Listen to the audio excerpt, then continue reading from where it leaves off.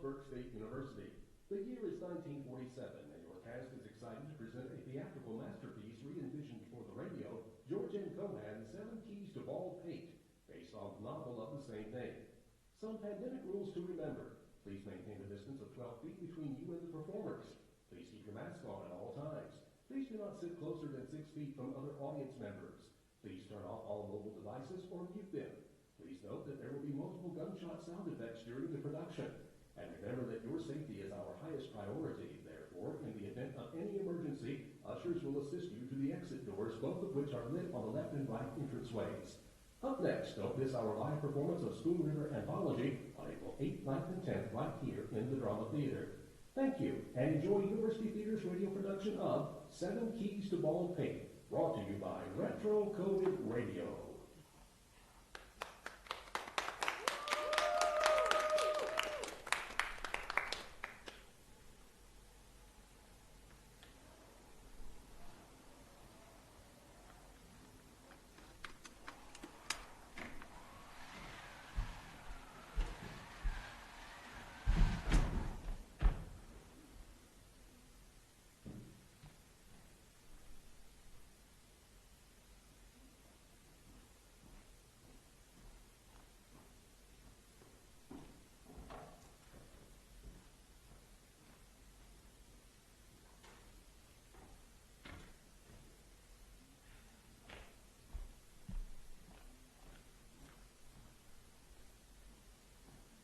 You know, Mother, I think it's colder in here than it is outside. I was just going to say the same thing, Elijah.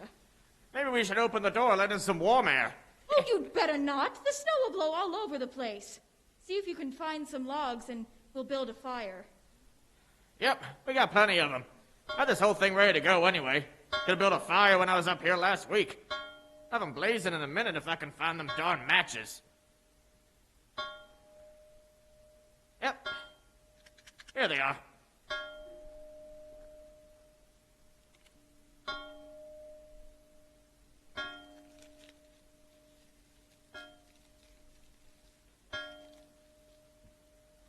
$11. Yep, that's what it is. 11 o'clock. That train's been in over 20 minutes already. I suppose it's a storm that delays him. It ain't more than a 10-minute walk up the mountain from the depot. Well, maybe the train's late on account of the storm. Nah, I heard it signal at Askewan Junction a half hour ago. That fella will be here before we know it. What's his name again? Maggie, I think the telegram says. Maggie? Wait a minute, I'll make sure. Give it to me. I want to read it myself. The whole thing's very mysterious to me.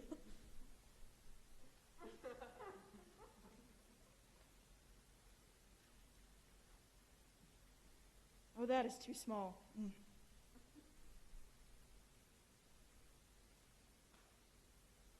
My friend William Hallowell Maggie will arrive in Askewan Falls tonight on the 10:40.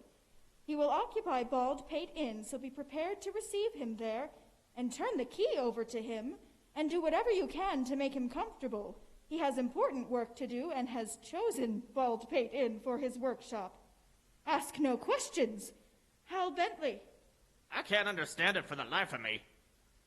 Do you think I'd better fix up one of them rooms? Oh, sure. We'll need a place to sleep. You better fix up that first room on the left. That's the one Mr. Bentley always takes whenever he comes. And you'd better put another log onto the fire. He'll be chilled to the bone by the time he climbs that mountain. Do you think he'll find his way alone? Oh, he'll find his way all right. The station agent will most likely direct him. Occupying a summer hotel in the dead of winter. Oh, it just beats all what some people will do. Pretty darn mysterious, all right. I'll be jiggered if I can figure it out. Yes, just a minute.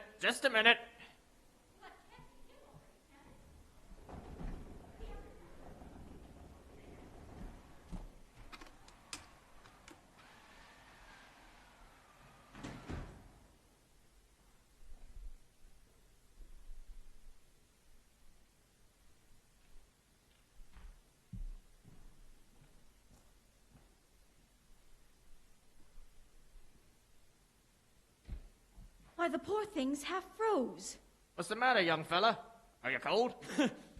Am I cold? Well, I feel pretty rocky, but I've got to laugh at that one. Do you suppose it's him? Well, how do I know? Well, you ask him, and then you find out. So, you're Mr. Maggie, ain't you? Right. What's left of me is still McGee. You expected me, of course. Oh, yes, we got Mr. Bentley's telegram, all right. My name's Quimby. So I surmised. This lady is my wife, Mrs. Quimby. I figured as much. Delighted, Mrs. Quimby. Glad to meet you, Mr. Maggie. McGee. McGee, you stay there and get het up. We've been living in the mountains so long, we don't mind the cold as much as the strangers do, but even we felt it tonight. Didn't we, Elijah? That's right, Mother. This is an uncommon cold night. So, this is Baldpate, is it? Well, well, well.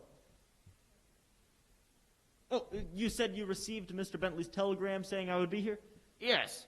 It only came about an hour ago, so we didn't have much time to prepare. I didn't decide to come here until about 4 o'clock this afternoon. We was scared most to death getting a telegram in the middle of the night. I am very sorry to have taken you out on a night like this, but it was altogether necessary in order that I accomplish what I've set out to do. Let me see, the rooms above, they are equipped with fireplaces, I believe? Yes, I'm just fixing up one of the rooms, and I'll start the fire for you. I should have it ready inside of 5 minutes.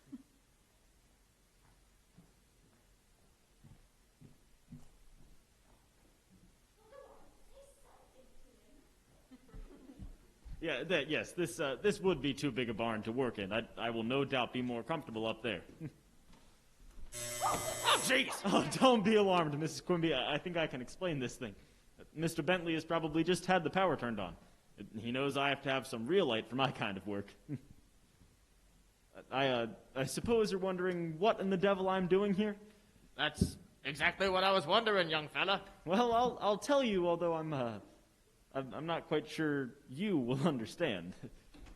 Now, you are not, I take it, the sort of man to follow closely the light and frivolous literature of the day? How's that? You don't read the sort of books that are sold by the pound in the department stores. Nope. Well, I write those books. The dickens you do. Wild, thrilling tales for the tired businessman's tired wife. The shots in the dark, chases after fortunes, Cupid busy with his arrows all over the place. Oh, it's good fun. I like to do it, and, well, there's money in it. Did you ever read The Scarlet Satchel? Never. Well, that's one of mine. Is it? I've come here to Baldpate to think, to get away from melodrama if possible, to write a novel so fine and literary that Henry Cabot Lodge himself will come to me with tears in his eyes and beg me to join his bunch of self-made immortals. And I'm going to do all of this right here in this inn, sitting on this mountain looking down on this little old world as Jove looked down from Olympus. What do you think of that? Maybe it's all for the best. Lately, I've been running short of material. I've needed inspiration. A title gave me that. The Lonesomest Spot on Earth, suggested by my very dear friend and your employer, Mr. Hal Bentley. What and where is the lonesomest spot on Earth, I asked. A summer resort in winter, said he. He told me of Baldpate. He dared me to come. I took the dare and, well, here I am. You mean you're going to write a book? That is just exactly what I'm going to do. I am going to novelize Baldpate. I've come here to get atmosphere. Oh, Lord, you'll get plenty of that, all right. So, when are you going to start in? Just as soon as I absorb my surroundings and make a few mental notes. And you see, I do most of my work in the dead of night. I find I concentrate more readily from midnight on. But I must have absolute solitude. The crackle of the fire, the roar of the wind, and the ticking of my watch will alone bear me company here at Baldpate Inn. This all sounds very strange and weird to you, I suppose. How's that? My dear sir, I am here on a bet. A bet? Exactly. I have here an explanation of the thing in Bentley's handwriting. Would you like to read it for yourself, or would you rather I'd read it to you? Well, to be honest with you, I can't figure out if you're a smart man or a damn fool. Well, would you believe it, my dear sir? I have been stalled between those two opinions of myself For years. My publishers say I'm a smart man, but my critics call me a damn fool. However, that's neither here nor there. This will perhaps clear away the cloud of mystery to some extent. Perhaps Mrs. Quimby would be interested enough to hear this also. Will you call her, please? Oh, sure. Mother! Oh, Mother! Yes, I'm all through up here. I started the fire, so by the time you're in bed and all comfortable, it should be warm enough for you. But you'd better go up and see if it's to your liking before we go. It's all right, Mrs. Quimby. I'll take your word for it that everything is all right. Listen, Mother, Mr. McGee wants to read something to you. I've just explained to your husband that, well, I'm an author. I do popular novels, and I've come here to write a story. A story of Baldpate Mountain, laid in this very hotel, perhaps in this identical room. I am to complete this task within 24 hours, starting at midnight tonight. You're going to write a book in 24 hours? That is the wager that has been made between Mr. Bentley and myself. Well, he claimed it couldn't be done, and, well, I claimed it could. $5,000 worth of his sporting blood boiled, and he dug for his fountain pen and checkbook. Well, I covered the bet, and we posted the checks at the 44th Street Club. He was to choose the godforsaken spot. He succeeded. I ran to my apartment, placed some manuscript paper, a dozen sandwiches, and my slippers in my suitcase, grabbed my faithful typewriting machine, and just made the train, and well, here you see me, ready to win or lose the wager, as the case may be. What do you think of that, Mother? Well, I never heard of such a thing. Here is a copy of the agreement, in which you will notice your name is mentioned, Mr. Quimby. Listen. You were to leave New York City on the 4:55 for Asquewan Falls, arriving at 10:40, and go directly to Baldpate Inn, where you will be met by my caretaker, Mr. Elijah Quimby, who, after making you comfortable, will turn over to you the key to the inn, the only one in existence. Is that correct? That's the only key I know of. There ain't no other key, I can swear to it. Good. This will ensure you against interruption and give you the solitude necessary for concentration. You are to begin work at 12 o'clock Tuesday night and turn over to Mr. Elijah Quimby the completed manuscript of a 10,000-word story no later than 12 o'clock Wednesday night. Do you understand? You're to turn it over to me? Precisely. What do you think of that, Mother? Well, I never heard of such a thing. Well, you know Bentley's handwriting. Come read for yourself. Oh, please, don't be alarmed. I think I can explain this one, too. Mr. Bentley has probably just had the service renewed. He probably wants to find out if I've arrived. Excuse me, just a moment. Hello? Hello, Hal. Yes, right on time. Oh, just about 20 minutes ago. Half frozen, thank you. Yes, he is here, also, Mrs. Quimby. Oh, no, we understand each other perfectly well, Hal. Oh, it is everything you said it was. The lonesomest spot on earth is right. You still feel that way about it, huh? Well, that opinion's gonna cost you $5,000, old man. Yeah, all right, we will see. You'd like to talk to him? Oh, sure, just a moment. He'd like to talk to you, Mr. Quimby. Is it Mr. Bentley? Yes, here you are.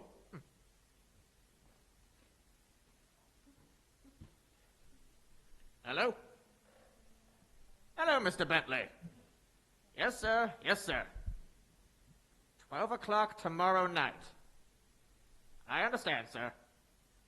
Oh, fine, thank you, sir. We're both fine. Wait a minute, I'll ask him. Is there anything else you want to say? No, just give him my regards and tell him I'm spending his money already. He says there's nothing else, sir. Yes, sir, I understand. Goodbye, sir.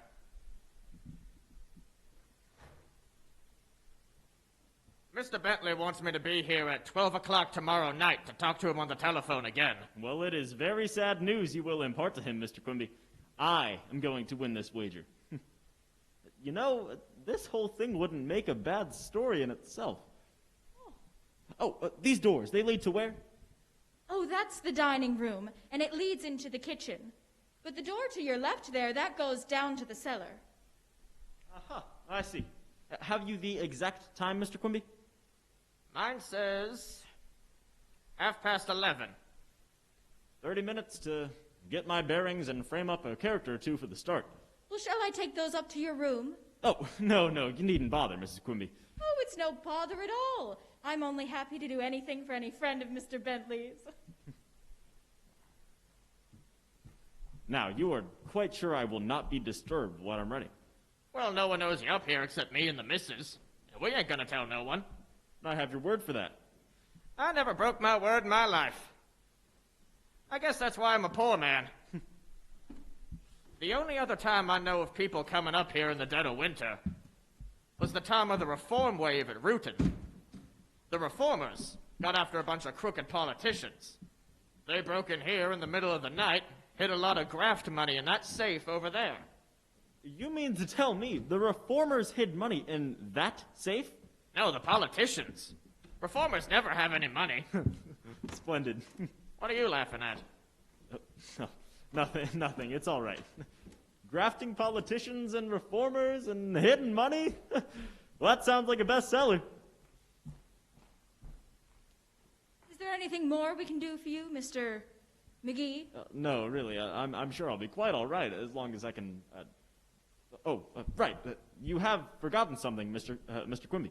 Oh, forgot what? The key. Oh, Lord, yes, the key. Here it is. And you are quite certain that is the only key to Baldpate in existence? Yes, sir. I'm sure. I can swear to it. Good. What are you going to do? Lock yourself in? Precisely. Oh. Well, I don't mind staying here and keeping watch for you if you want me to. No, thanks. I'd much prefer to be alone. I'd much rather it be you than me. Lord, I should think that you'd be afraid of the ghosts. Mother, I've told you 20 times there ain't no such a thing. Well, they've been seen here just the same. Ghosts? Oh, don't mind her, Mr. McGee. We think we know who the ghost is. There's an old feller up here in the mountains by the name of Peters. He's a hermit. A hermit? Yes, he's one of them fellas that's been disappointed in love. His wife run off with a traveling man. He come up here about 10 years ago. Lives in a little shack about 1.5 miles north of here. Calls it the Hermit's Cave. We figure he's a fella that's been frightening people down the valley by waving a lantern from the mountainside with a white sheet wrapped around him. But no one ever proved it was him. Well, who else could it be? There ain't no such a thing as ghosts, is there, Mr. McGee? Well, I should hope not. Ghosts and hermits, huh? Not bad at all. Well, come along, Mother. I'm guessing Mr. McGee is anxious to get started. I'll say goodnight, sir. Good night. And remember, 12 o'clock sharp for Mr. Bentley's phone call tomorrow night. I'll be here on the minute. And I'm coming to see if you're still alive. Lord, I should think that you'd be scared half to death. Mother, he will be if you keep going on like that.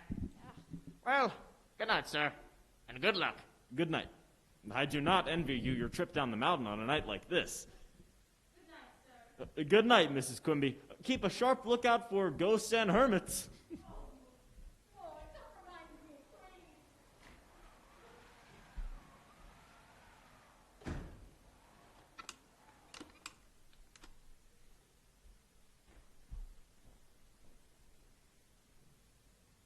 The only one in existence, huh? We will see.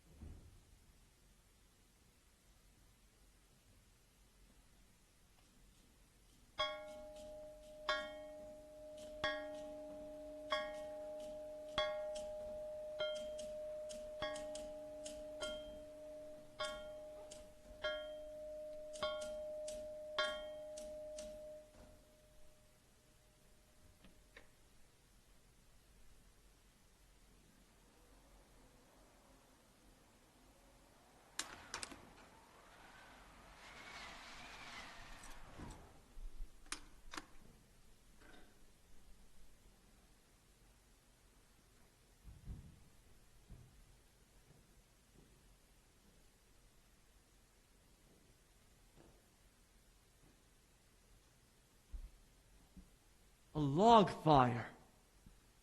Who in the devil built that?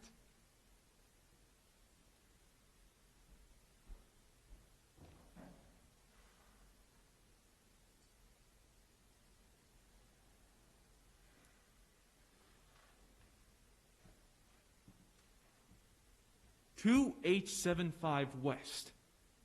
Hurry it along, sister.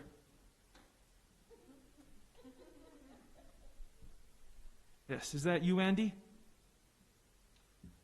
Yes, this is Bland. Yes, Baldpate. Yes, damn near frozen. It's like Napoleon's tomb.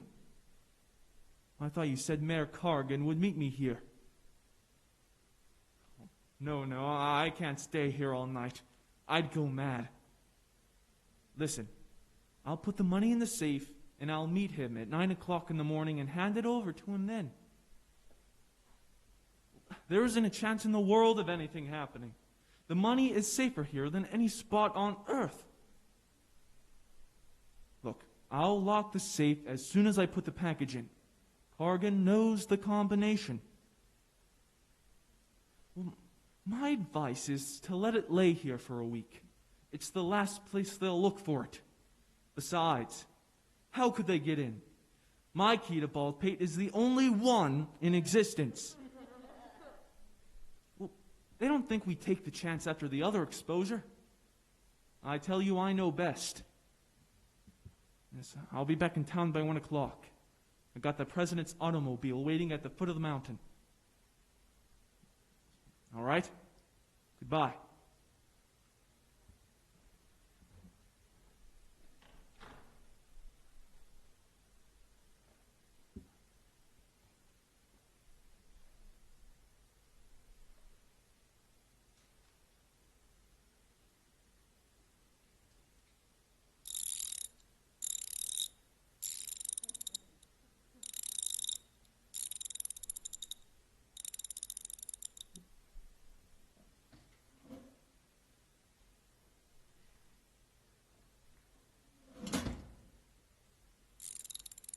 Good evening. Or perhaps I should say good morning. Who are you? I was just about to put that question to you. What are you doing here? I rather think I'm the one entitled to an explanation. Did you follow me up that mountain? Oh, no, I was here an hour ahead of you. How did you get in? Through that door. You lie. There's only one key to that door, and I have it right here in my pocket. My dear sir, I was laboring under that same impression until just a moment ago. But as your key fits the lock and my key fits the lock, there are evidently two keys to Baldpate instead of one. See? You mean to tell me that's a key to Baldpate? Yes. That is why I became so interested in your arrival here. I heard you telephone your friend just now and declare that your key was the only one in existence. You heard what I said over the phone. Every word. You don't think you'll live to tell it, do you? Have no fear on that score, my friend. I'm not a tattletale, nor do I intend to pry into affairs that do not concern me. I should like your answering me one question, though. Where did you get your key to Baldpate? None of your damned business. I didn't come here to tell you the story of my life. Well, you might as well relate that portion of it that has led you to trespassing on a gentleman seeking seclusion. Trespassing, huh? Who's trespassing, you or I? My right here is indisputable. Who gave you that key? None of your damned business. If I remember rightly, that's the answer you just gave me. You got some nerve talking like that with a gun in front of your face. Oh, that doesn't bother me in the least.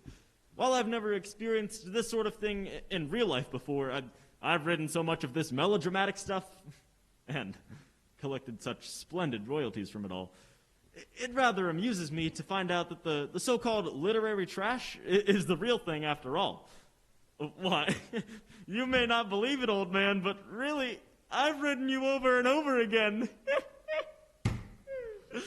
Oh. Say, I've killed a man for laughing at me once. Well, that's my line. I used it in the Lost Limousine. 400,000 copies sold. I'll bet you've even read it. If you do not tell me who you are and what you're doing here, I'll kill you as dead as a doornail. Tell me who you are. Come on. I mean business! Well, a name doesn't mean so much, so you may call me Mr. Smith, What are you? a writer of popular novels, And what are you doing here? trying to win a bet by completing a story of Baldpate in 24 hours. A few more interruptions of this sort, however, and it is plain to be seen I will pay the winner. You can do me a favor, old man, by just leaving me this place to myself for the night. Now, I give you my word that whatever I've seen or heard shall remain absolutely sacred. You must think I'm some fool to swallow that kind of talk. Very well. If you really don't believe me, come upstairs into this room right behind me. There you will find a typewriter, several pages of manuscript paper scattered about the floor, and a letter from the owner of the inn. It's on the dresser, proving conclusively that all I've said is the truth and nothing but the truth. And there you are. And you're not in with the police? No. Although I wish I were, if the graft is as good as they say it is. And you say you have a letter from the owner of the inn. Yes. Wait there just a moment. I'll get it for you. Come back here! What's the matter? I've been double-crossed before. I'll find it if it's there. Well, very well. If you don't trust me, why, go right along. Well, you needn't be alarmed. I have never carried a gun in my life. You keep one in your room, though, huh? Well, if you think so, search the room, sir. And that's just what I'm going to do. Though I think I should keep an eye on you, though. Go on, show me the way. Well, all right. If that's the way you feel about it, why, certainly. Wait a minute. I think I should look around myself first. Then I'll satisfy myself when you're not trying to spring anything. Very well. If you really don't trust me, go right along.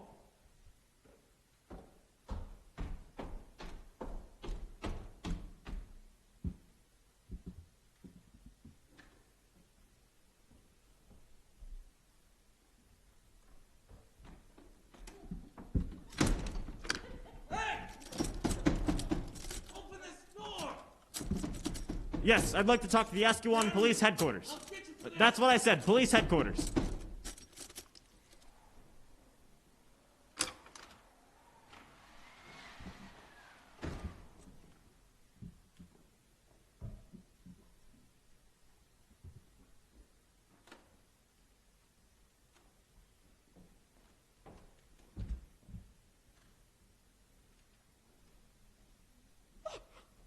Don't shoot! It's all right. I'm harmless. How did you get through that door?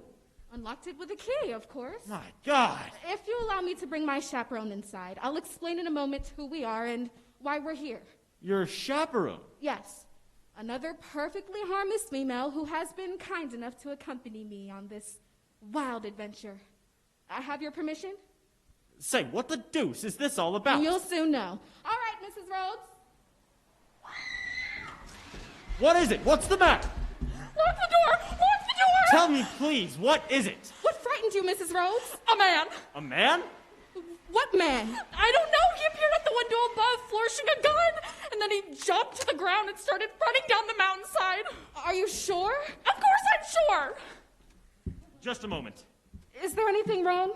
I'm beginning to think I am. Why did you ever come here? It's all right. Don't get excited. The bird has flown, but he forgot this when he took the jump. Well, you needn't be alarmed. I'm not going to shoot. At least not yet. Now, might I ask why I'm so honored by this midnight visit? I can explain in a very few words. Well, that will suit me immensely. My time is valuable. I'm losing thousands of dollars, perhaps even through this waste of time. Be as brief as possible, please. Why do you stare at me so? Do you believe in love at first sight? What do you mean? Well, I've written about it a great many times before, but I've never really believed in it before. It's really remarkable. Oh, pardon me. You were just about to explain your presence here. Well, to begin with, Will you answer that phone, please? I don't plan on turning my back on anything but a bolted door tonight. If you please. Certainly. Hello? What's that? Hold the wire, please. I'll see. Did you wish to talk to police headquarters? Police headquarters? Yes, but no. Just tell them they've made a mistake. Hello? No, no such call put in from here. Must have been some mistake. That's all right.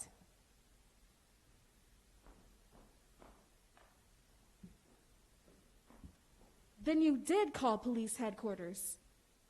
I did. Why did you call police headquarters? Yes, why did you call police headquarters? You know, this really is the most remarkable lot of happenings. No sooner do I get rid of one bestseller, then along comes another dyed-in-the-wool, to be continued in our next. You know, there's really no reason for my saying this, but I do think I would do anything in the world for you. I don't understand. But I'm sorry, you were just about to explain your visit here. Which I fully intend to do, but first I should like to ask you one question. Proceed. How did you get in here without the key? Oh, no. You know, I'm beginning to think this whole thing is a frame-up. What do you mean? You have the only key to Baldpate in existence, I suppose. So I understood. Well, if it is any news to you, ladies, there are more keys to Baldpate than you will find in a Steinway piano. Then he lied. Who lied? Remember your promise, Mary. Well? I can't tell you his name.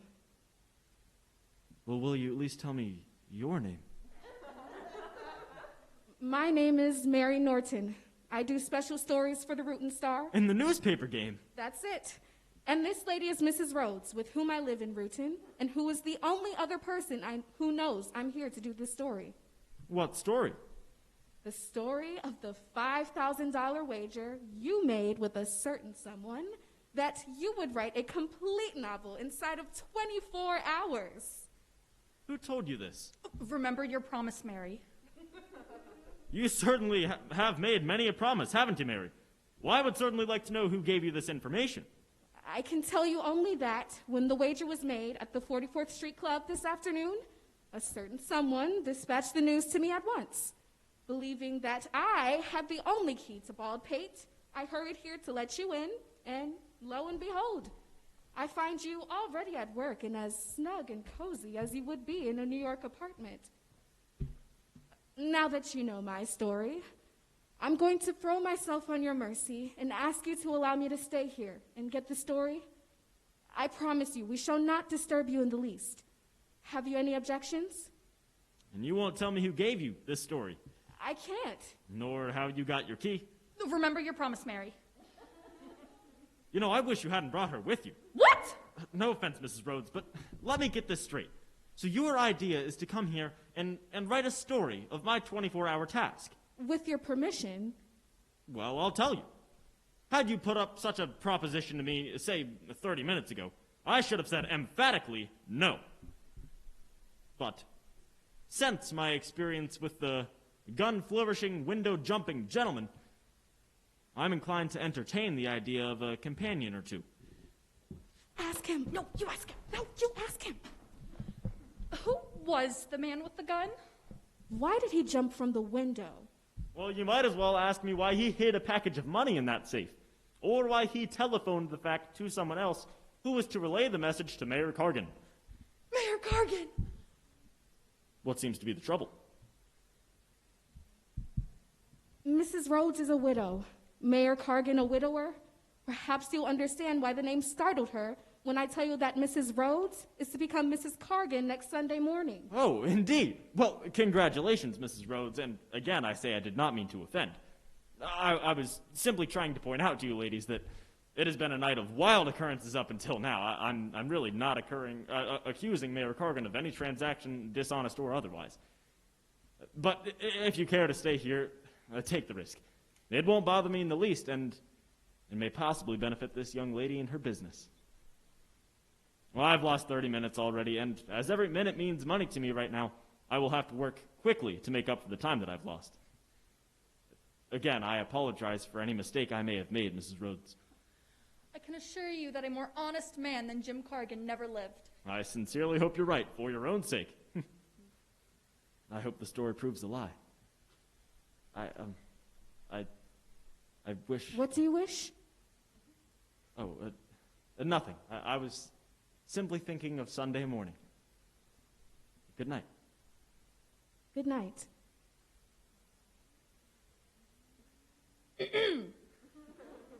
Well, I would kindly offer you ladies my room, but it is the only one cleaned and heated, and we'll have to have some comfort for my kind of work. Good night, ladies. Good night. Good night.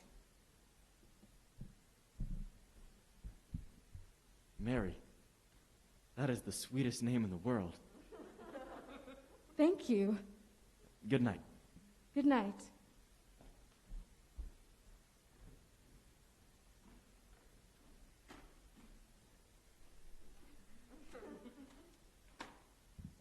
You know, I still wish you hadn't brought her.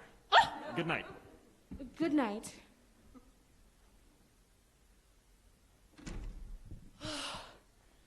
Oh, you don't believe Jim Cargan guilty of any treachery. Tell me you don't, Mary. I don't know, Mrs. Rhodes.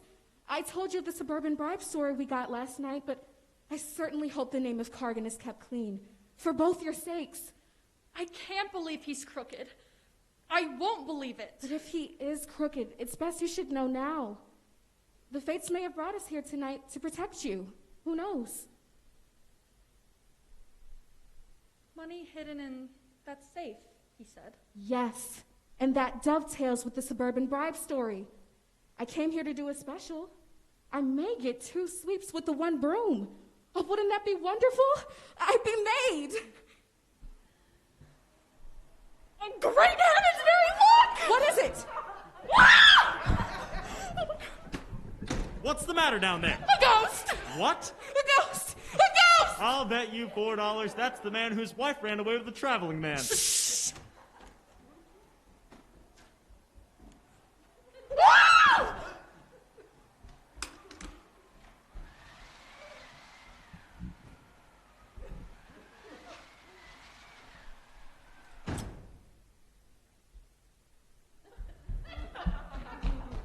Pardon me, sir, but have you any idea just how many keys there are to this flat? What are these women doing here? How's that? I don't like women. Oh, don't worry, ladies. He's not an ordinary ghost. I know all about him. He is in the picture postcard business. What? Just a minute, Bosco. If you ladies will kindly step upstairs into that room, I will either kill it or cure it. What? Now, see here, that is the second time you've barked at me. So, don't do it again, do you hear? That's it, ladies. Just right on upstairs into that first room.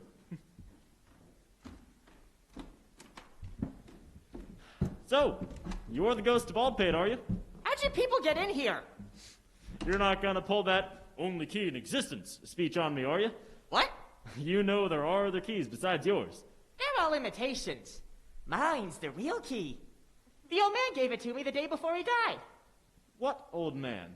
The father of that young scamp who wastes all his time around those New York clubs. You know who I mean. So then you're not exactly fond of the present owner of Baldpate, are you? I hate him and all his men friends. And you don't like women either, you say? I despise him. Well, I can understand your wife now. Anything in preference to you, even a traveling man. Don't mention my wife's name or I'll... See here, all right? If you make any more bluffs at me, I will take that white sheet away from you and wipe you straight out of the ghost business. Haven't you any better sense than to go about frightening little children this way? Why don't you stick to your own line of work? You're a hermit by trade, if I'm rightly informed. Yep, I'm a hermit and proud of it. So then, why don't you cut out all of this ghost stuff and be a regular hermit? I play the ghost because I like to see the cowards run. Oh, well, they're all cowards. Is that it? Cowards, yes! And you're a brave man, I suppose. A caveman is always a brave man. What is that? They're shooting again! They're shooting again! What's happened? Is someone hurt? Did you hear a woman scream? Distinctly. And a gunshot. A woman! A woman! They shoot at her like they shoot at me when I play the ghost. They thought it was the ghost. Thought it was the ghost. My God, another key! What? Shh! It's a woman! Shh!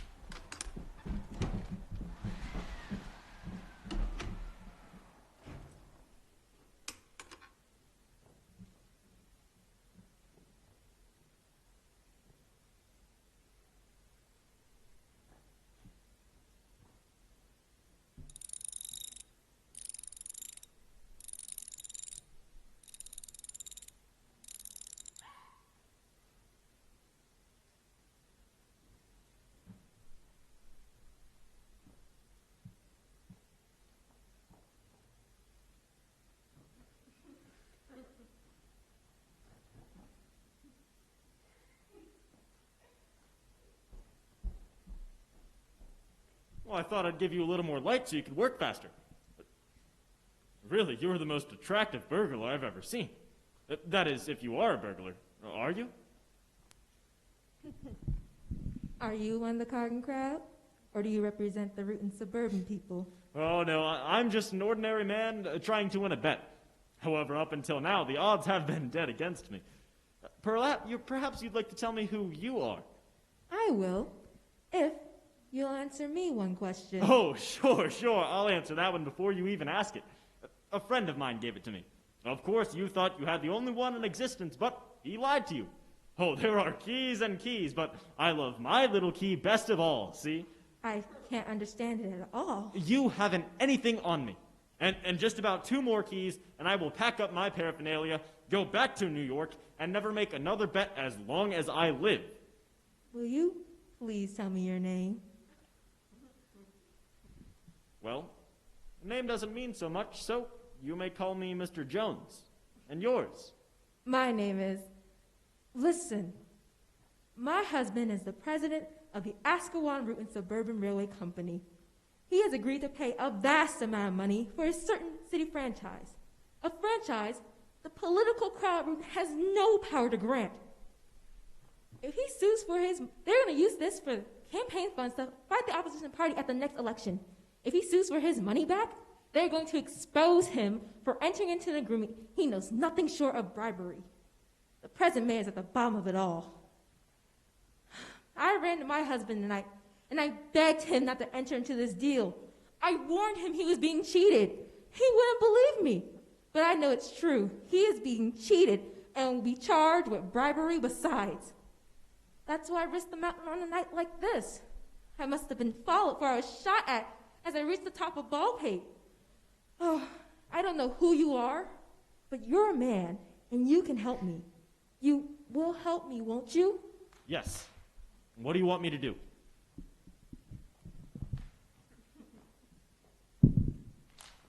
In that safe, there's a package containing $200,000. $200,000? That's the amount. It must be there. A man named Bland was to come and deposit at midnight. Cargan was to follow and find it here. Cargan? Coming here? So they planned it. Oh, I must have the money before he arrives. You will help me, won't you? Don't you understand? My husband is being cheated, tricked, robbed, probably ruined. But we don't know the combination. Oh, there must be something we can do. Please, please, for the sake of my children, help me, please. Who are these women? What are they doing here? Oh, of course, pardon me. Ladies, may I introduce Please, don't. Will you pardon me for a moment, ladies? Certainly. For God's sakes, don't tell him who I am. My husband would kill me if he ever learns I was ever on such an errand. I understand. You may trust me. I sympathize with you deeply, madam, and I promise that no one shall take that money away from here tonight unless it be yourself. And I'll get that money out of that safe if I have to blow the thing to smithereens. You give me your word as a gentleman? My word as a gentleman. Thank you. Ladies, may I introduce a girl schoolmate of mine, Miss Brown, who has become interested enough in my career to find her way to Baldpate to witness my endeavors to break all records as a speedy story writer. Miss Brown. Pleased to meet you. Up until now, I am almost an hour behind myself. However, I do expect to catch up with myself before the night is over. That is, provided there aren't over 200 more keys to the old front door. Now might I have a word with you? Alone? Well, I would be delighted. I'd like to be alone with you forever. Will you pardon me for a moment? Certainly. You can go right in there, Miss Brown, and make yourself quite at home. Thanks awfully.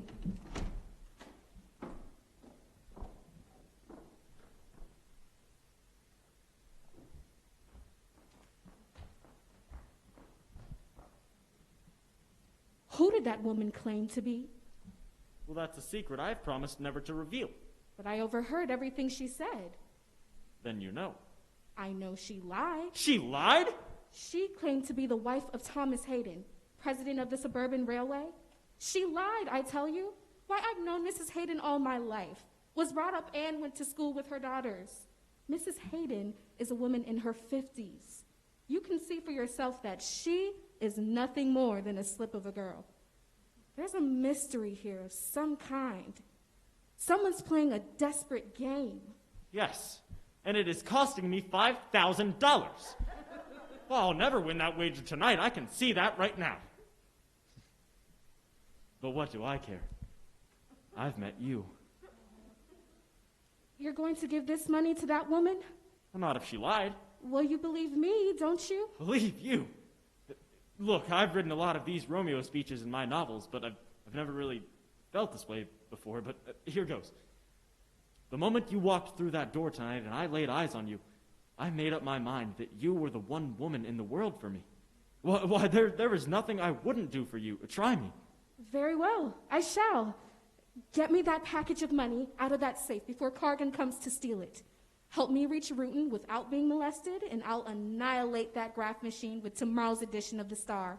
With that money to turn over to the proper authorities as proof of the deal, I'll wipe out the streetcar trust and the Cargan crowd with one swing of a pen.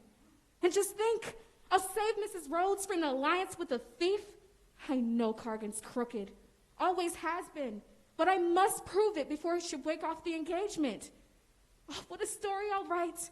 Think what it will mean to me and the city of Rutan itself. You will do this for me, won't you? Please, please. Yes. What do you want me to do? Can't you think of some way to open that safe? Well, what are we supposed to do? We don't know the combination, and, well, I haven't any dynamite. But we must have that $200,000. What was that? Oh, that was nothing. It was just the wind creeping through the cracks, I fancy. Go upstairs. There's someone hiding in here. Good night, Miss Norton. Good night.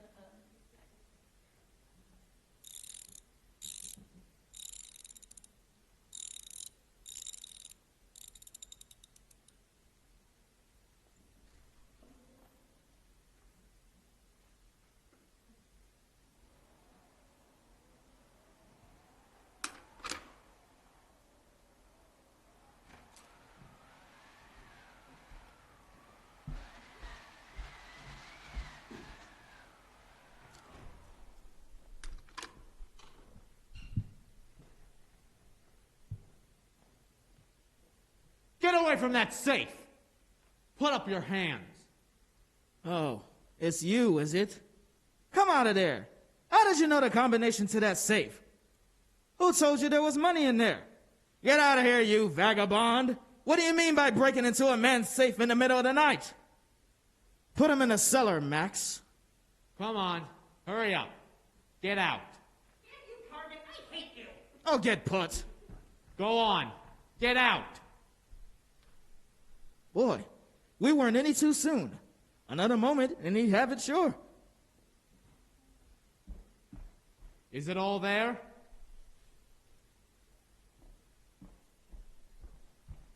I'll see.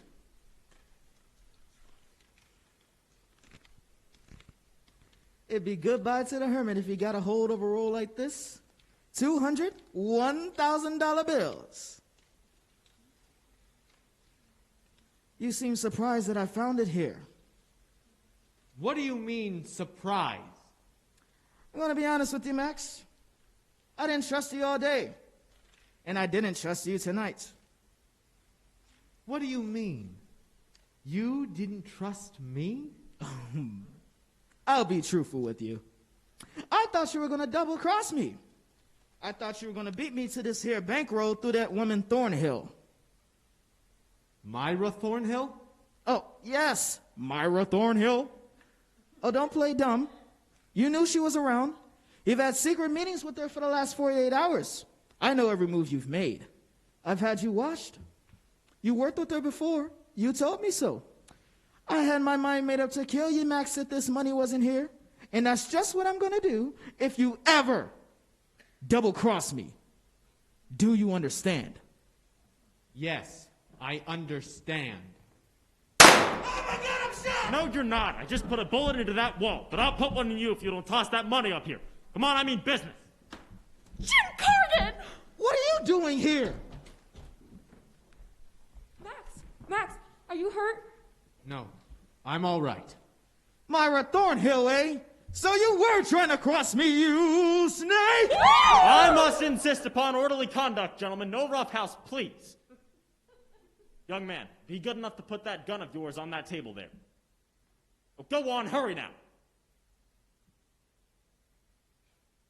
That's right. Now, come take this gun out of Mr. Cargan's pocket and place it onto that table as well. That's it. Thank you very much. Now, Miss Norton, please come down here and take this key from me.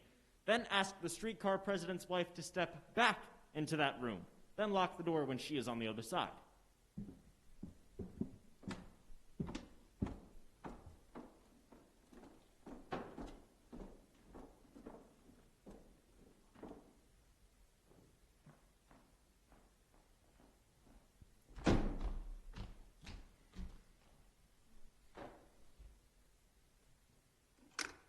Thank you, Mrs. Rhodes.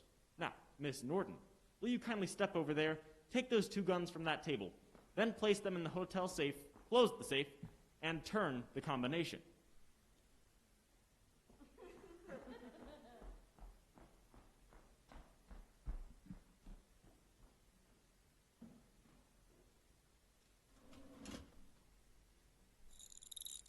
That's it. Thank you.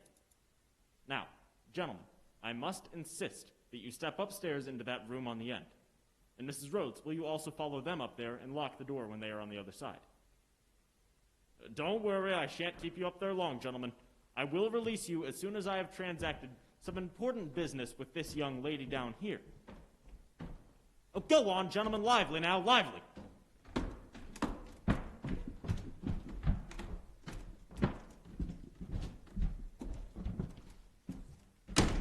That's it. Now, Mrs. Rhodes, whenever you're finished, just bring the key back down to me.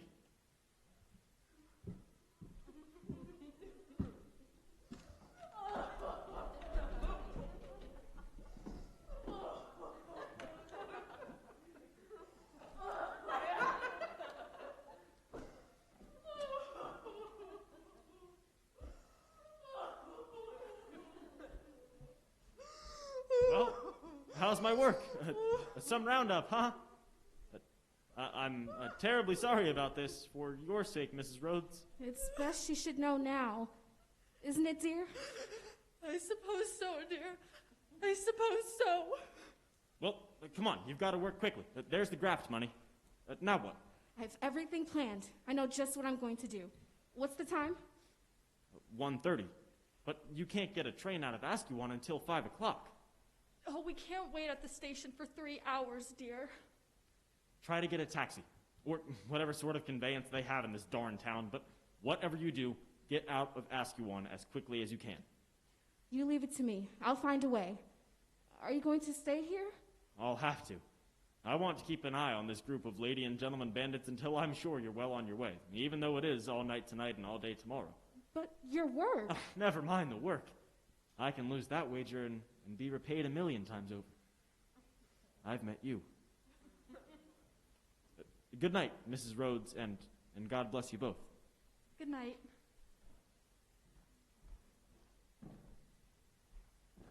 I wonder if we will ever meet again. I live in Rutan. Good night. Good night.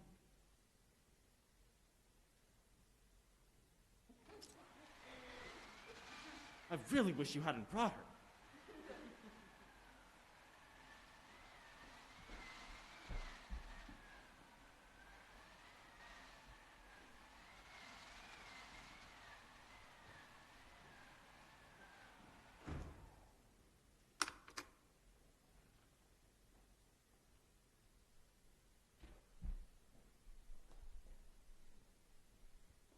Crooked politicians, adventurous, safe robbed, and love at first sight.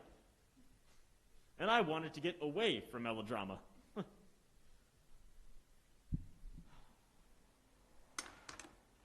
And still they come.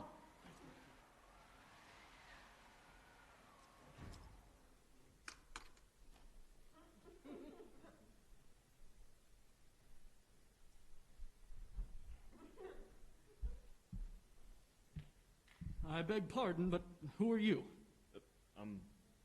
I am Mayor Cargan's butler. Mayor Cargan? Yes, he is here. Do you wish to see him? Yes. Tell him that Mr. Hayden of the Rootin-Askewan Suburban Railway Company is calling. Oh, I see.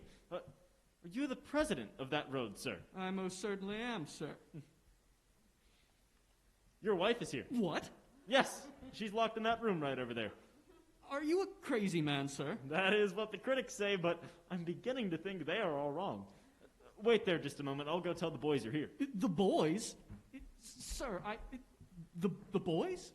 Sir, Come on out, boys. It's all right. The president is here.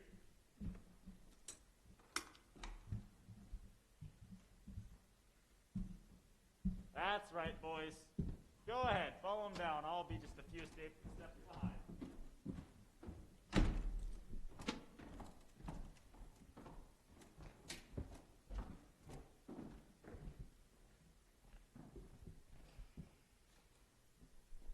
Hello, Hayden.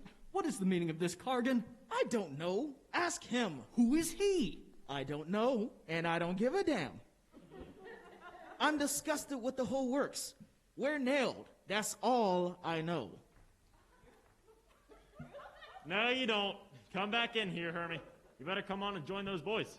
I'd very much like to know the reason for such strange actions, young man. Your wife will be out in just 1 minute. I'm sure she'll tell you all about it. Confound it, sir. My wife is home in bed. That's what you think, but you are not the first fellow to be fooled.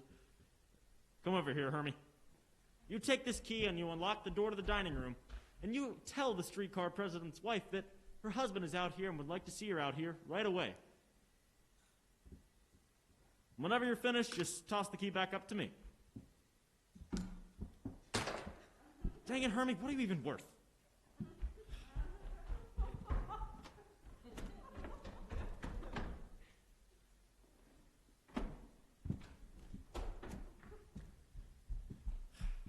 Well, you might as well get comfortable. We're going to have quite a wait here. Well, I'll be running along. Oh, you better stay a little while, Mr. Hayden. I'd like to have your wife meet you. I don't think she's ever had the chance. Well, here is a novelty at last. A man without a key. It's Bland. I have his key. I'll let him in. Oh, don't bother. I have a dandy little key of mine own. I will let him in.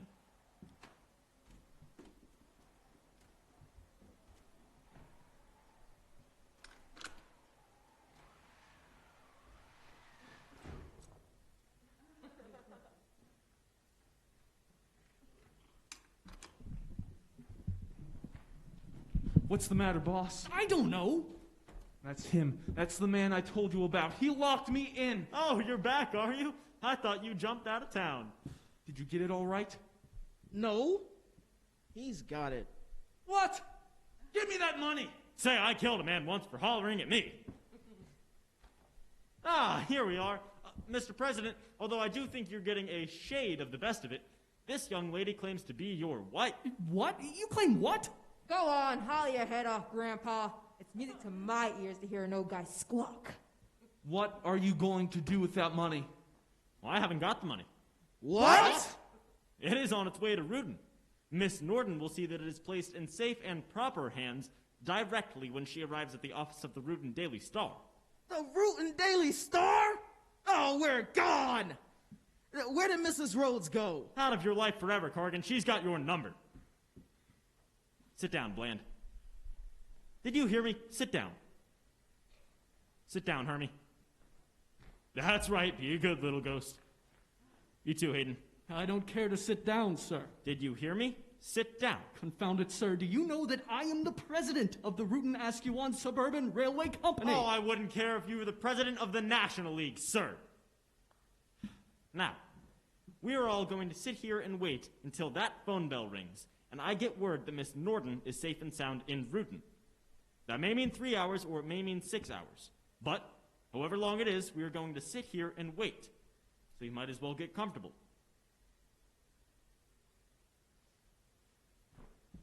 So you tried to cross me, eh? I'm gonna kill you for this! I think I made a mistake in bringing you up here, boss. You're always making mistakes, you damn block-headed fool. I'm sorry I got you into this, Myra. Myra, I said I'm sorry I got you into this. Oh, go to hell! I hope to God you're all sent to prison for life. Oh, this is going to be a pleasant evening. I can see that right now.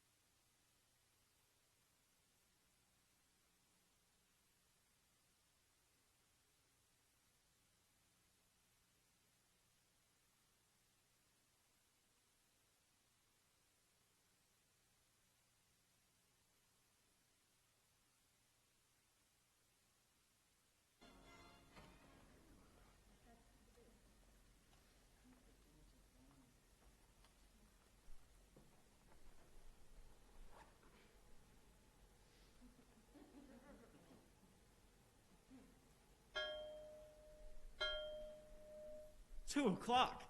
Why, it's been 20 minutes already. Say, Hermie, you better put another log on the fire.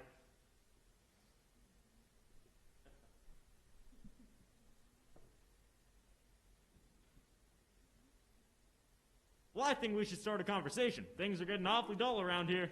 This is all a bunch of damned nonsense. I refuse to stay here another minute. I am very sorry to inconvenience you in this way, Mr. Hayden, but it is necessary that you should stay here to keep us company, so sit down before I shoot you down. Now, let's see. What can we talk about to keep things lively and kill the monotony around here?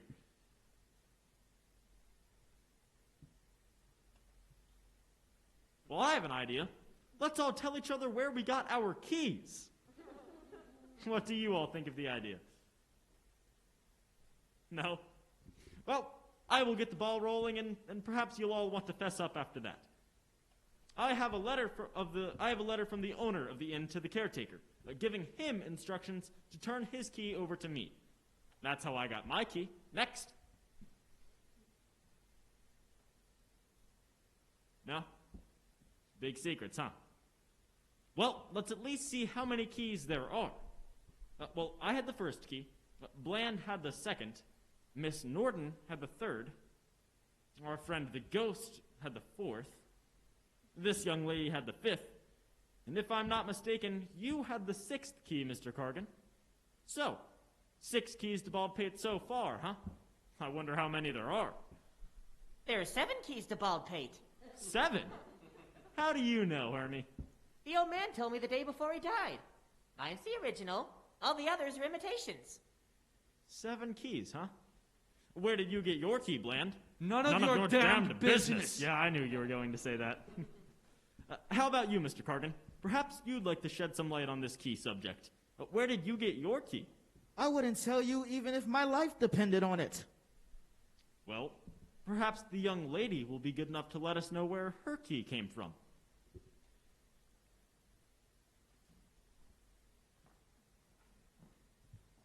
I have no objection. Myra, please. He gave the key to me. Where did you get a key to Baldpate? I can't tell you, Mr. Mayor. I swore never to tell. I suppose he also gave you the combination to the safe? He did. Myra! Oh, shut up. You never were anything but a crybaby. You got me to a pretty mess. Do you think I'm gonna sit here like a fool and not pay you back when I got the chance to do it? I'll tell you the whole scheme. I was to come here and take off with the package, and Cargan was to find it gone. We were to meet tomorrow and divide the money equally. You rat! His excuse for the disappearance was to accuse Bland of never having put it there. What? Did you hear that, boss? They were gonna accuse me of stealing the money. You mark my words. I'm going to kill you for this. Well, what about you, Cargan? Where did you get your key? I can explain that. You were to meet here tomorrow morning at 9 o'clock, am I right? That's correct. We made an appointment over the phone. Well, the plan was to steal here in the dead of night and take the money.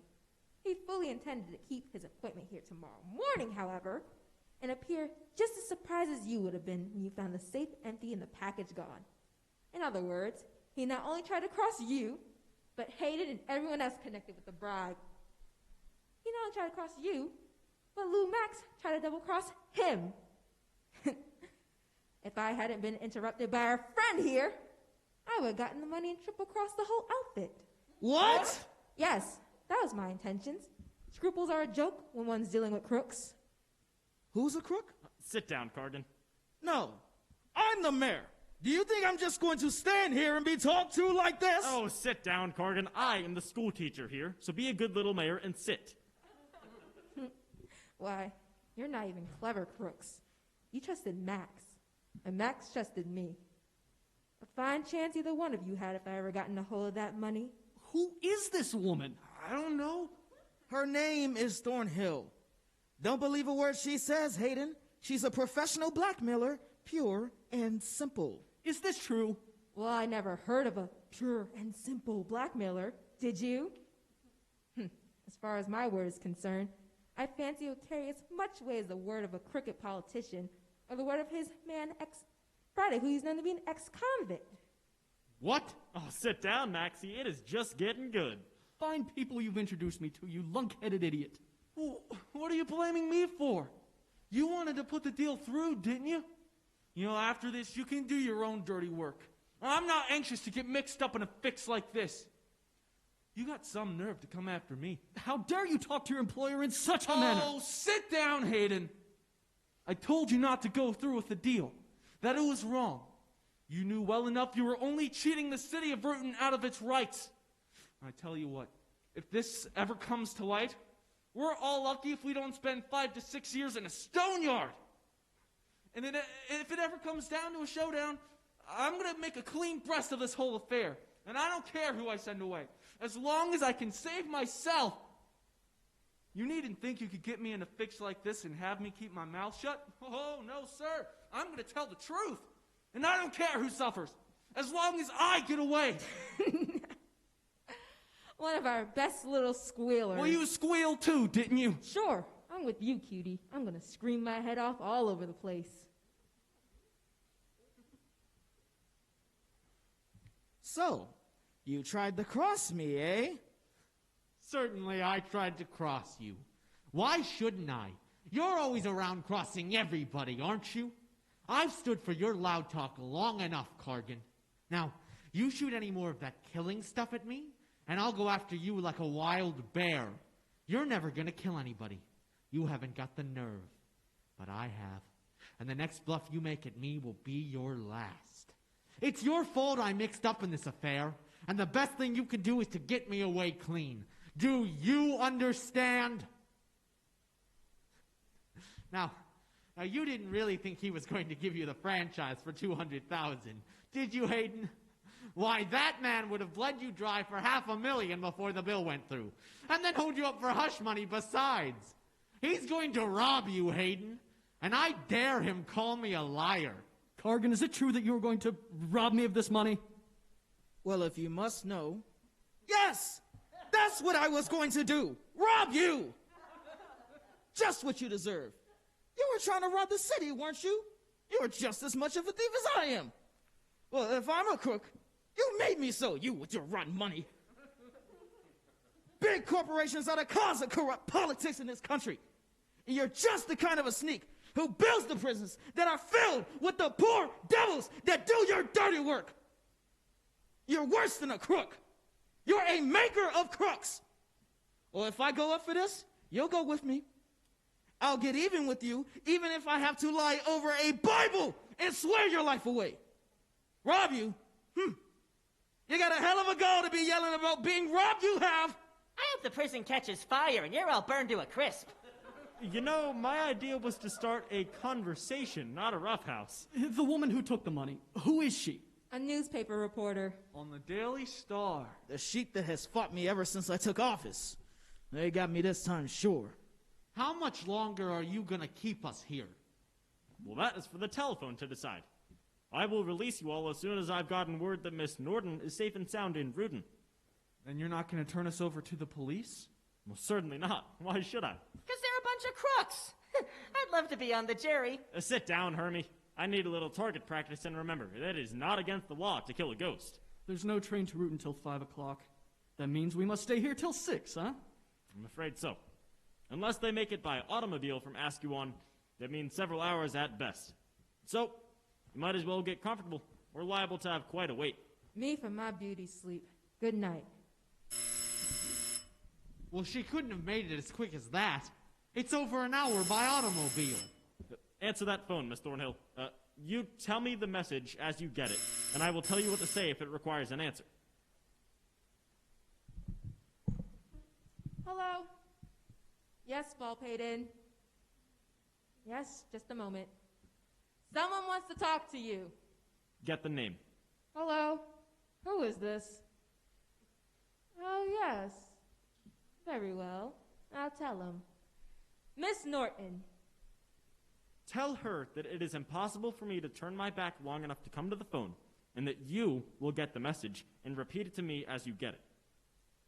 It is impossible for him to turn his back long enough to come to the phone. You're to give me the message and to repeat it as I get it. You're talking from the commercial house in Ascuan. You missed the package of money by 5 minutes ago. You either dropped it in the inn or else lost it while hurrying down the mountain. Search the inn thoroughly. Ask him whether or not you should notify the police. You're nearly crazy and don't know which way to turn. Just a moment. Well, what should I say? Say to hold the wire. Hold the wire, please. The money lost. Well, thank God. There goes their evidence. But who ever heard of losing $200,000? It can't be done outside of Wall Street. For all we know, she's holding out. You're a quick thinker, aren't you, Miss Thornhill? What do you mean? I mean, I don't think you got that message at all. Very well. She's on the wire. See for yourself. Come here, Hermie. My name's not Henry. My name's Peters. Well, whatever it is, come here. I know you don't like anybody in this room any better than I do, so I'm going to take a chance on you. You take this gun, and you guard that front door until I get this message. And you kill the first man or woman that tries to make a move. I'd like to kill them all. Well, don't shoot unless you have to. Damn you, Cargan, I've got you at last.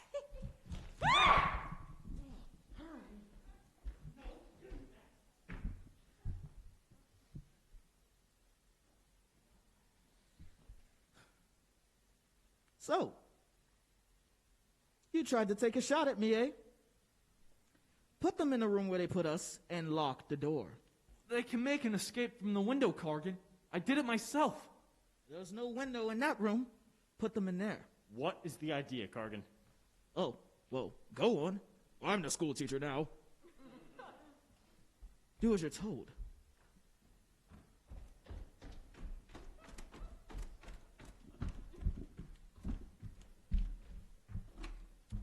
Get on that phone, Miss Thornhill. Tell her not to notify the police. Say she is to come back here and see what she says. Hello?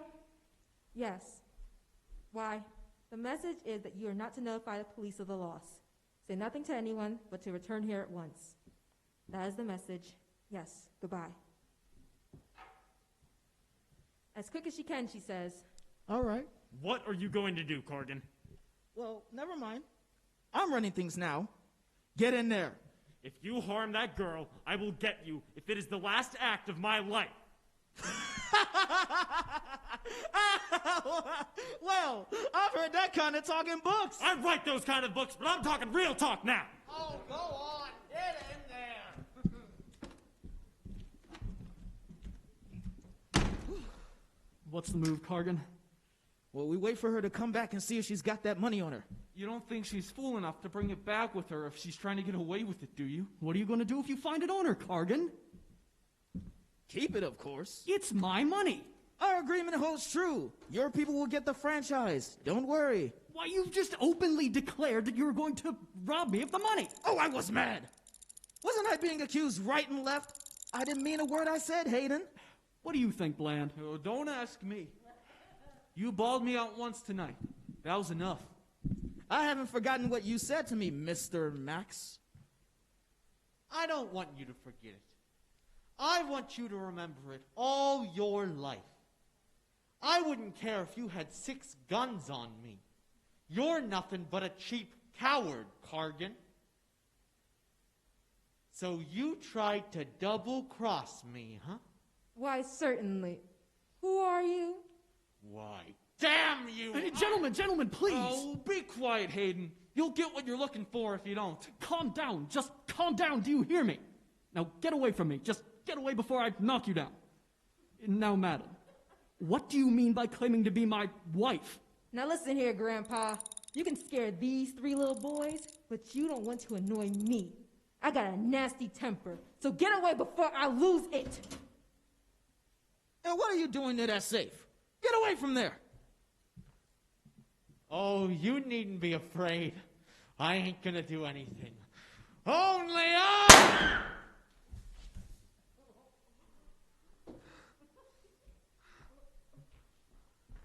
What's the matter, Max? Have you gone crazy? Oh, now we're in for it. Is she hurt?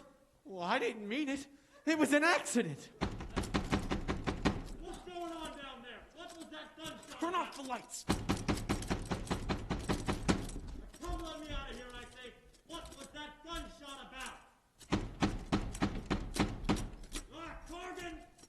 You're a damn good shot, Max.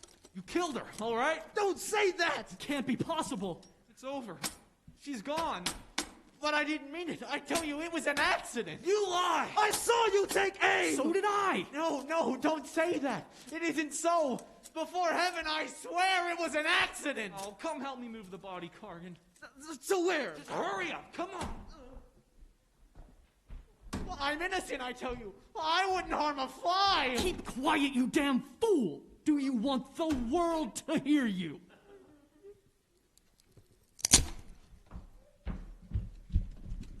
What was that gunshot about? It was an accident. Shut up! Now, see here, Hayden. If there's something going on here, you cannot afford to mix up in it. You are too big a man. Well, I didn't mean to kill her. I'm not responsible. It was an accident. Oh, so we have a murder case on our hands. Is that the idea? I don't know, but whatever it is, we must stay in this together. We must frame a plan and stick to it. Do you understand? No, I don't understand. We must claim suicide. That's it. She killed herself. I'm an eyewitness. She killed herself. Do you think I would enter into such a dastardly scheme? No. If it is murder, then there is the murderer, self-confessed. But you are all as guilty as this man.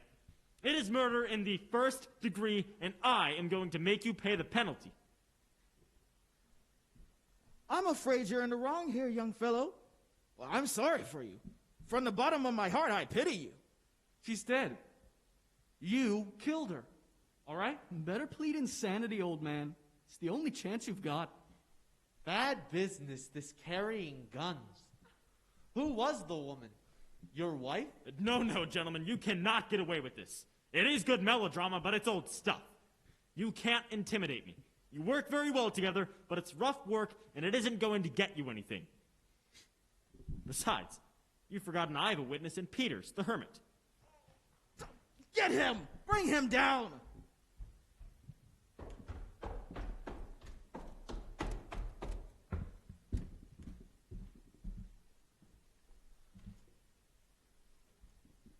He's gone. Gone? Where? Well, he knows this place better than we do. He probably found a way out. I saw you take aim. You shot to kill. I tried to take the gun from your hand, but it was too late. I didn't witness the shooting myself, but I turned just in time to grab you before you could make an escape. But you shouldn't have choked her. That was the brutal part of it. Why, you dog! Who's there? The police! Keep quiet! Let him in, Cargan. I'll unlock the door. No, you don't. I'll let him in.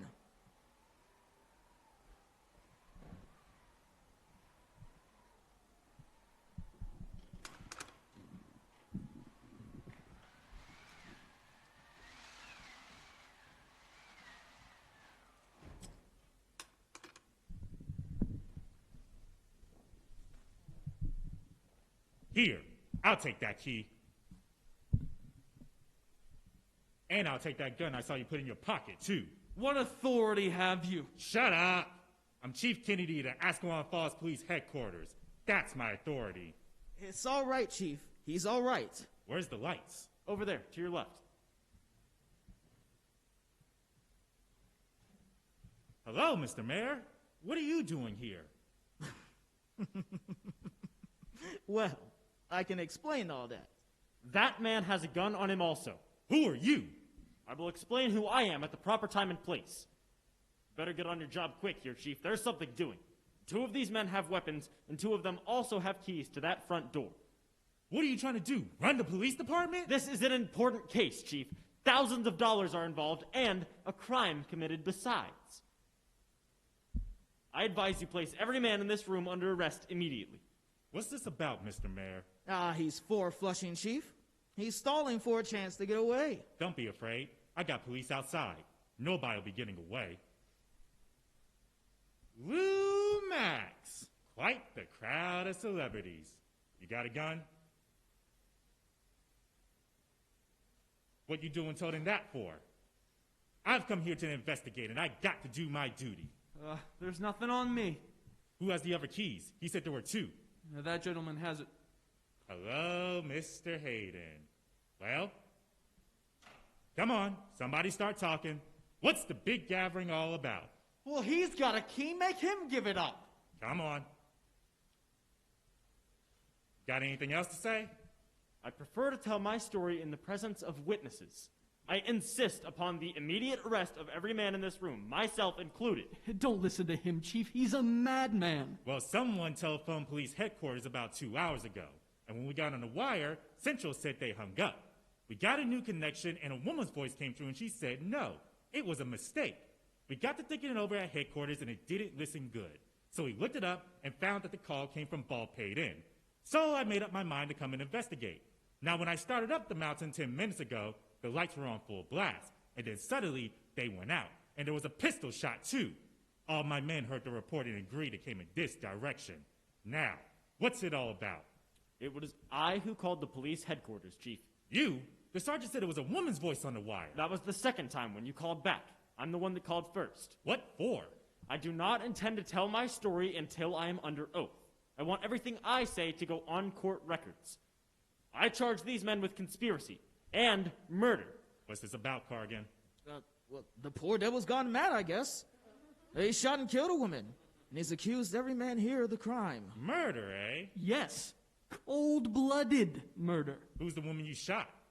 Don't let these men get away with this, Chief. I can prove my innocence. That man right there is the real murderer, and they all know it as well as I do. They are afraid to tell the truth because that man is a squealer. And they know that a confession from him of a scheme to steal the right-of-way of a streetcar franchise in Rudin will send them all to the state penitentiary. I can prove my reason for being here tonight. Let's ask these men their reason for being here, and let's see what they have to say. Oh, he's been raving like that for the past 10 minutes, Chief. What's your reason for being here? I came here to write a book. You're right. He's a lunatic for sure. Who's the woman that telephoned headquarters? Miss Norton, of the Rudin Daily Star. The Rootin' Star, eh? Was she the woman that was shot? No. Her name is Thornhill. Where is she? In the dining room. Is there anyone else here besides you people? Peters was the hermit. Another crazy man, eh? But he's disappeared. Well, he won't get far. I got this place surrounded. I'll call for the coroner once I look the grounds over. He won't be here until 7 or 8 o'clock. You gentlemen will have to sit tight until then. Where is she? I'll show you, Chief. Take my tip, and don't try to run away, young fella. One of my men will blow your head off if you try to. You needn't be afraid, Chief. I am going to stay right here, and I'm going to make sure these other men do too, until we are all taken into custody. It's a sad case, Chief. We're used to that. They generally go out their mind after they shoot. Where is she? In here, Chief.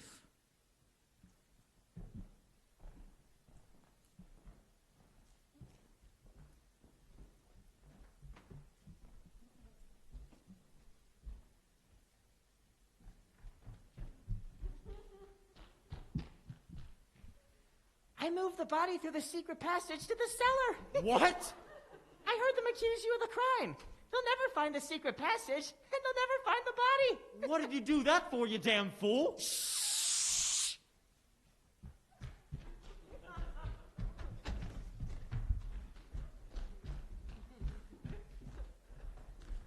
What do you make of this, Cargan? The damn place is haunted? Well, she must have escaped through the window. How could a dead woman jump from a window? Besides, the windows were closed. Say, what are you people trying to do? Fool me? You know I was born and brought up in New York City, even if I do live in Ascalon Falls. I can't understand it at all. She was in that room 10 minutes ago, Chief. I'll take a solemn oath on that one. My God, I'm going insane. Say, what the devil is going on here? If this is some form of joke, I will not tolerate it now. Come on, what's the answer? It's no joke, Chief. There was a murder committed here. Then where's the body? In the cellar. What? In the cellar. If I'm not mistaken, that is where the victim was taken after the murder. You lie. You know she was in that room. You saw us take her there. Of course he did. What are you trying to do? Trap me in the cellar? I tell you, Chief, you will find the body in the cellar. Then you can determine for yourself whether I'm as crazy as these men claim me to be, or whether they have suddenly gone mad themselves. I'll find out soon enough. If this turns out to be some form of joke, you all will land in jail for it. I will not be made the laughingstock of Ascalon Falls, I'll tell you that right now.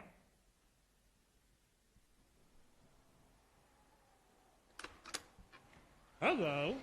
Who's this? Miss Norton. I'll take that key, please.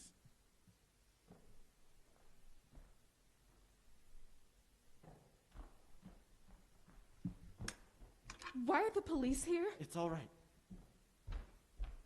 Who is this woman? She claims to be a newspaper reporter. She's a thief. She stole a package of money. Whose money? My money. No, my money. It is bribe money, Chief. Where is the money? The money's been lost. What? Say, what the hell's going on here? Where did you lose it? I don't know. Somewhere between here and Ascalon. I searched every inch of the mountain from the bottom to the top. It's gone, I'm afraid. Where's Mrs. Rhodes? She became too hysterical to return. I left her at the commercial house in Ascalon. How much money was it? $200,000. 200. Cut the kid and stuff. How much money was it? That's the exact amount the package contained, Chief. $200,000. Where'd you get this money from? I gave it to her. Where did you get the money? From Mayor Cargan. Where'd you get the money, Cargan? He took the money out of the safe. How'd you open the safe, Cargan? I didn't open the safe. Who did? Peters, the hermit. Who put the money in the safe? Bland, that man right there. Where'd you get the money to put in the safe? From Mr. Hayden. Is this true, Mr. Hayden? I refuse to answer for fear of incriminating myself. What you know about this, Max? Don't ask me. I don't know. My brain's on fire. I'm going mad. Huh. Hayden gave the money to Bland. Bland put the money in the safe. Peters took the money out of the safe. Cargan took the money from Peters. This young fellow took the money from Cargan and gave it to the newspaper reporter who lost it on the mountain. Then somebody shoots a woman and the corpse gets up and walks away. Y'all expect me to believe this bunk, do you? What does he mean by saying somebody killed a woman? Don't worry, it's all right. Come on, come on. Go on, get in there. That's all we could find in the cellar, Chief. No dead bodies or packages of money? Nothing else, Chief. Oh, it's you, isn't it, Peters? So this is where you've been hiding, in the cellars of Baldpate? Well, you have a nice comfy room in the jailhouse tomorrow. Damn the police! I hate them! Guard the outside and question anybody that comes up or down the mountain. You have to step inside here, miss. I got a lot to say to these gentlemen right here, and I'm not particular about my language when I'm on the case. So go on, step inside. I don't believe this girl lost the money, Chief. Well, we'll get the matron of the jail here and have her searched. If she's got anything on her, we'll know. Who was the woman that was left at the commercial house? Well, Mrs. Rhodes, but she's all right. How do we know? Maybe they're working together. That's enough, Bland. I'll call the commercial house and see if she's there. Hello? Give me 35 Central. Ring me when you do. What was her name again? Mrs. Rhodes. What's the matter? Who? That woman! They're in that room! Oh, this is terrible! What did you do? Put her back in that room? Isn't that what you wanted me to do? No, you blithering idiot! Well, tell me who did this! How did it happen? It's okay, take it easy. Say, what the devil is going on here? Don't touch that, I'll answer it. Is this dump hunter the joke on me? I'll find out soon enough. Hello? This is Chief Kennedy. Yes, I called you. Say, listen, Charlie. Was there a woman by the names of Rhodes there? She was? She did. How long ago? I see. She what? She asked you to tend to a package that she left there until she got back? Where is it? In the safe. Say, listen, Charlie. Call headquarters and have them send a man down there and bring the package to Baldpate in a rush. Never mind that, and say, listen, Charlie. Call the coroner as well and have him come to Baldpate in as well. This is a case for him. Don't lose any time now. Keep your mouth shut and get to work. She left the hotel about a quarter of an hour ago. She left the package in the safe before she left. Huh. Someone shoots a woman and the victim gets up and disappears. That's pretty good stuff. How do you account for this? She must have stolen the money from me as we were running down the mountain. They got somebody. Here comes the little bird now that tried to fly away with the coin.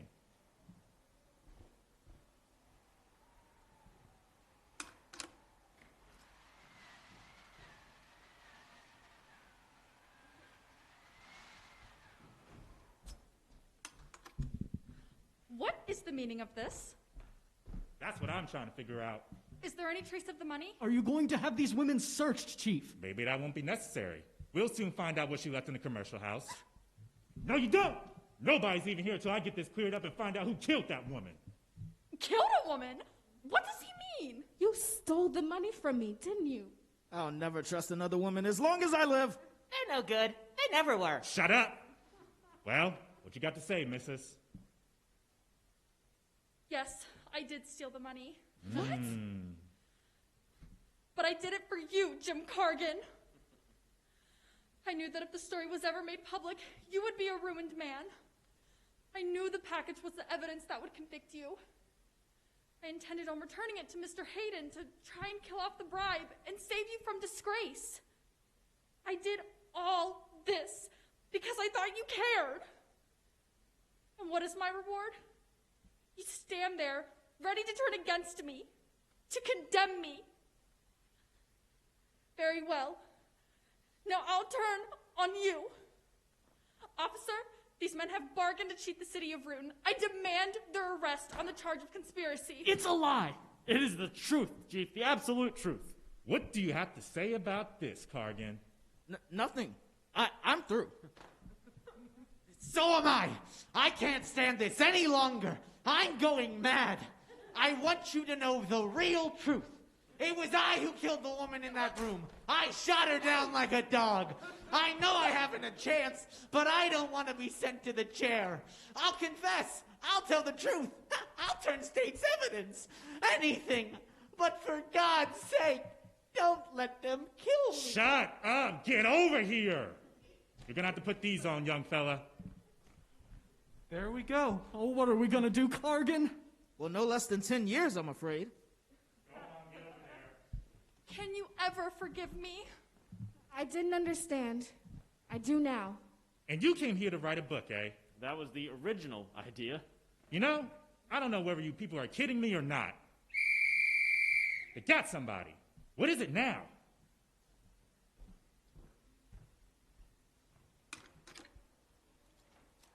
A package brought to you by the police messenger. He says it's from the community house, the commercial house.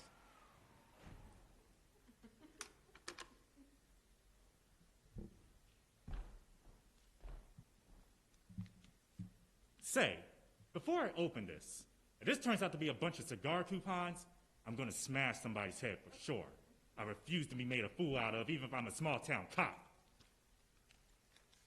Great Scott! It's the real deal! How much you say this was again? $200,000. I'll be taking that, please. It belongs to me. No, it belongs to me. You better hold on to it, Chief. It's the only real evidence of bribery we've got. You need to tell me what to do. I know my business. Hello? Get me 13 Central. Hello? Hello, Betty? Betty, listen clear. Get some things together and get the boys ready and take the 5 o'clock train to New York. Once you're there, look up the fastest and quickest railroad to Montreal, Canada. I'll meet you there Thursday. What are we gonna do there? We're gonna live there. Montreal, Canada. I don't know. How the hell you spell Montreal? Never mind the furniture. We're gonna live in a palace. Montreal, that's all. What do you think you're going to do? Well, you heard me, didn't you? I'm gonna go live in Canada. Canada? I hope to God you freeze to death. You mean you're gonna steal that money? Why shouldn't I from a bunch of crooks like you? This is a once-in-a-lifetime opportunity. You expect me to let it slip through my hands like that? I'm gonna live out one hell of a rest of my life, and I'm gonna send my 2 boys to college. Do you think we're just gonna stand by and let you get away with... That's exactly what you're gonna do. And my men will keep you here all night until I get a damn good start.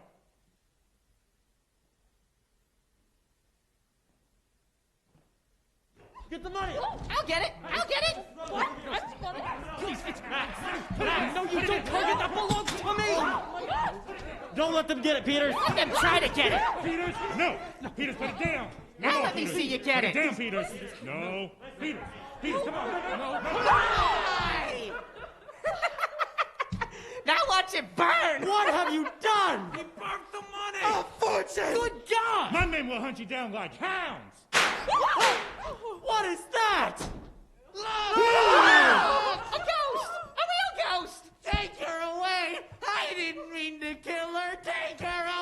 This is a graveyard! Get me out of here!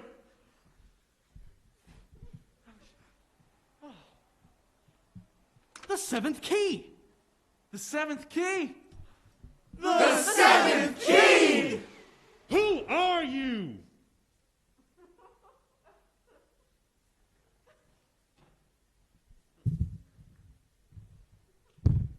I am the owner of Baldpate Inn.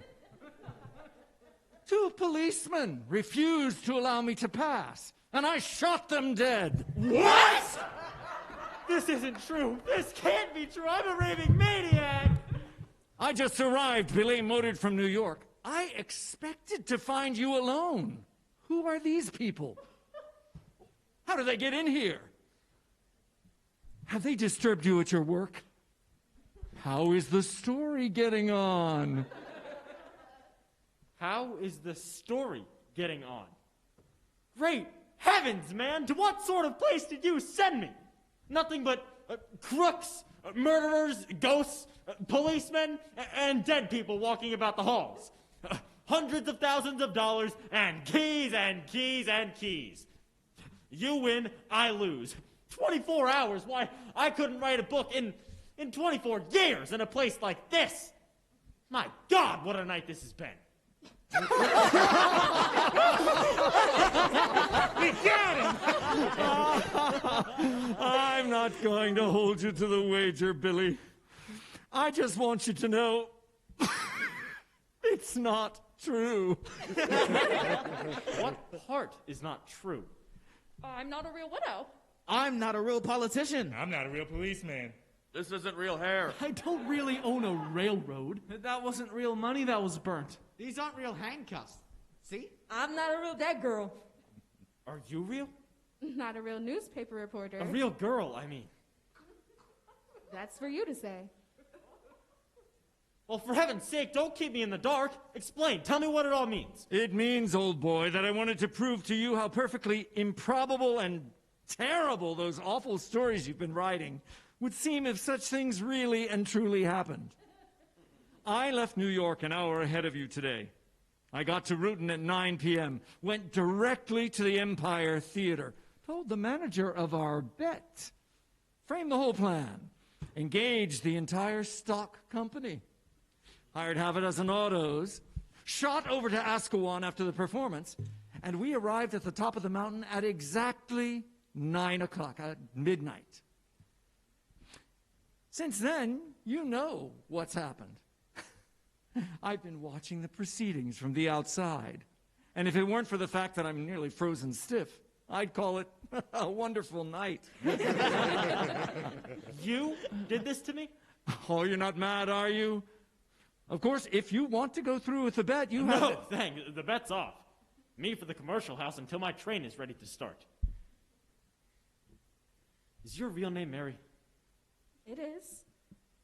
Well, Mary, the shots in the dark and the chases after fortunes may be all wrong, but will you help me prove to this man that there really is such a thing as love at first sight? How can I do that? Don't you know? Well, you don't want me to say it, do you?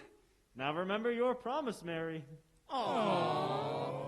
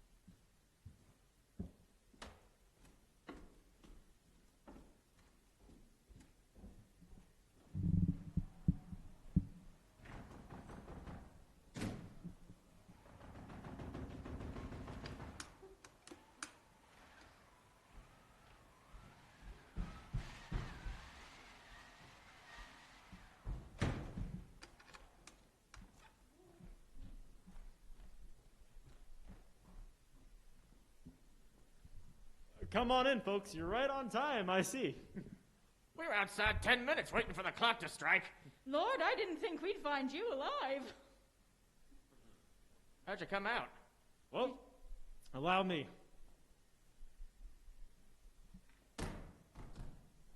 What do you think of that, Mother? Lord, wrote all that in 24 hours. I just made it. I just finished up work a couple of minutes ago. Were you disturbed at all? Never heard a sound. No ghosts? Never a ghost, Mrs. Quimby, except those concealed in the manuscript. How are the Askewan hotels? I'd like to get a bath and a bite to eat before I take the train. Well, there's the commercial house. The commercial house? Well, that's strange. I've guessed the name right. But the missus has got a fine breakfast waiting for you up at our house. And a warm feather bed for you to take a nap in. The train don't go till 5. And the drummers all say the hotel's rotten. Lord, I'm tired. Me for the breakfast bed, or the breakfast in the feather bed. Some wild and woolly scenes have been enacted since you left last night, Mrs. Quimby. Well, what happened? Well, nothing really. Just in the story. Well, there's Bentley now. He's pretty near on time. Shall I talk to him? Well, of course. That's the idea, isn't it? Hello, hello. Hello, Mr. Bentley. Yes, sir? About 2 minutes ago, sir. I don't know. I'll have to ask. What's the title of the story? 7 Keys to Baldpate. 7 keys to Baldpate. 7 keys to Baldpate. He's laughing. He says there's only one. Hello? Hang on, I'll ask him. Do you want to talk to him? Oh, no. Well, yes, just a minute. Hello? Hello, Hal. Yes, I'm gonna take that 5,000 from you, old man. Some title, isn't it? And say, some story. Oh, wild, horrible, terrible melodrama as usual. The stuff you always roast me about. Treated as a joke, however, this time.